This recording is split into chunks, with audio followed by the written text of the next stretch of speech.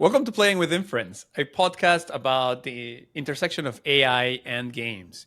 Today, we're taking a broad view of the role of AI in the industry. And we have with us Rich Sun, who is currently the CTO of Playful AI. Previously, he's been at Netflix Games. He was at Meta, Kabam, LucasArts. He went on his own founding journey previously at a game startup. So Rich has had a front row seat of watching the impact of AI in the game industry.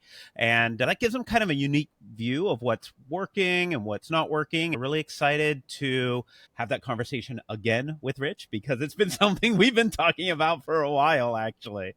So great to be talking again. Yeah, thanks guys. Happy to be here. Thank you for the invitation. To start off, I really want to credit you guys have had a impressive run of guests here that are seemingly the who's who in the field of AI and games. So first is little Thank golf you. clap. Thank you. And it's a lot of giants on which to stand on for this podcast. So we'll do my best. And to set the stage for everyone, for yourselves and anyone listening, I don't know if you guys heard me say this before, but I jokingly live by the mantra, if not helpful, at least amusing. So those of you listening at the end, please leave feedback if I met at least that bar. Definitely.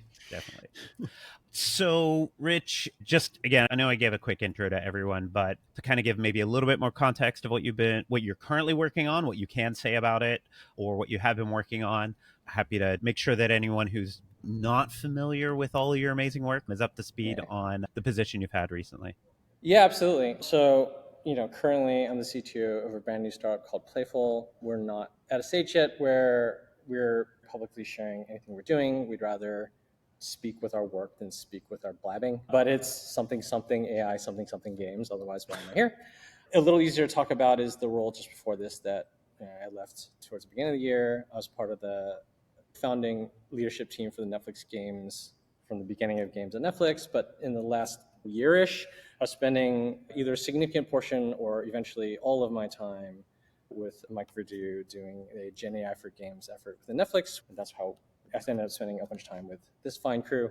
We were, without disclosing too much that we shouldn't, trying to figure out what are new kinds of game experiences that are now possible that weren't possible before, that were things that we should find partners in to be at the leading edge of that phase of innovation through the lens of delivering great games that Netflix customers would love. And that's about all I should really say about that because there's tons of details, but we continue to hope that Netflix succeeds in games.